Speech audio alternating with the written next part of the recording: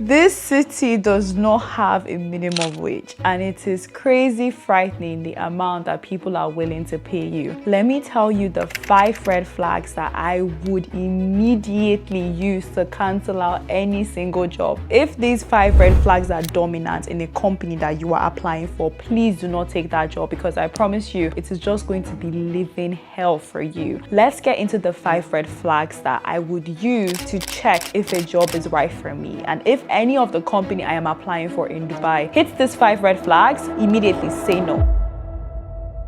Red flag number 1, there is a dominant nationality. Any company that has a dominant nationality means that that company runs based on biases. I know many of us do not want to believe this, but trust me, I have seen this time and over again. A company that does not embrace diversity of people and culture, that is a company that will run you dry. Be very wary of companies that have dominant nationalities as either Indians, Bangladesh, Pakistan, Philippines. These nationalities that I just mentioned are usually the most underpaid nationalities in the UAE, and so many companies that have these nationalities as a dominant nationality in their company, that automatically tells you that they do not pay their staff enough. The minute you hear that these nationalities are literally dominant in that company, I want you to say no. Like, say no to that job offer, because I promise you what you're going to be paid will be nothing less than 5,000 dirhams per month, and with 5,000 dirhams per month, it is not possible for you to survive Dubai. The second red flag that I would look out for is a company where more than half of the employees in that company live in Sharjah. So let's say, for example, you finally do find that company that is a bit diverse, but more than half of the employees are living in Sharjah. That is a big red flag. If that company is located in Dubai, the only reason that would make their employees leave all the way in Sharjah is because they are being undercompensated. Yes, some employees would decide to stay there because rent is obviously lower, but recall what I said, more than half. So if more than half of the employees of that company are living all the way in Sharjah, please, please, please do not take that job. You are going to be heavily underpaid. The third red flag that I would look out for in a company are companies that require you to work on Saturdays. Let me explain this very clearly to you. Saturday is a weekend. Saturday is not a working day. It is understandable if you have to work once in a while on Saturdays due to your job requirements. But if you're entering a company and they are telling you that Saturday is a mandatory part of your work schedule, please run away from that company. Please do not take that job. They are going to work you until you die. They are going to work you until you break. These type of companies leave little to no room for career growth. These companies do not push you to be better. These companies do not push you to want for more in your life, because how can you want for more when you are working a dreadful job from Monday to Saturday? Any company that requires you to work on Saturday as a mandatory part of what they are doing, please, please, please do not take that job, because that is just going to cost you so much burnout and so much pain in the future. Now, the fourth red flag I will look out for in a company are companies that have a very, very dominant age group within that company. Let me break it down to you like this. Each company has to embrace change. They have to embrace fresh new talent. They have to embrace fresh new ideas if they want to grow.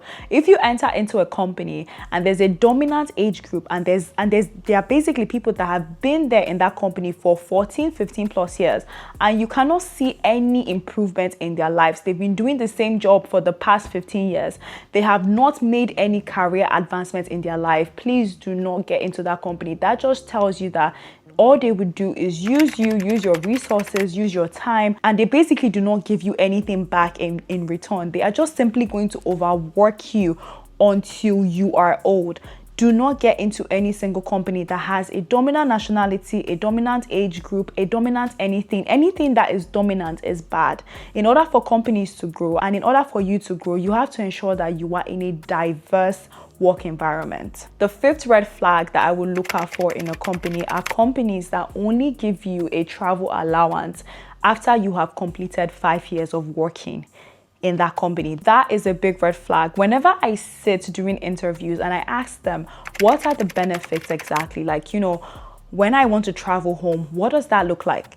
If any of them should tell me that I need to have worked at the company for more than 5 years to get a travel a travel ticket or a travel immediately, that is a no for me, because that means that company does not value relationships. That company does not value the importance of family. And if you're in a company that consistently requires you to always put the company first over your family and personal needs, that is not the company for you. These 5 things here, they are going to save you so much headache in the future. I know so many people will tell you, okay, compromise, do it, it's your first job, but trust me, it is not worth the pain. It is not worth the amount of mental, psychological, and physical pain that you are going to be in if you work for these type of companies. I have honestly learned this the hardest way. Do not ever ignore the red flags when they are there. If they are there, just take the red flags as they are and leave. Literally take the red flags as they are and leave.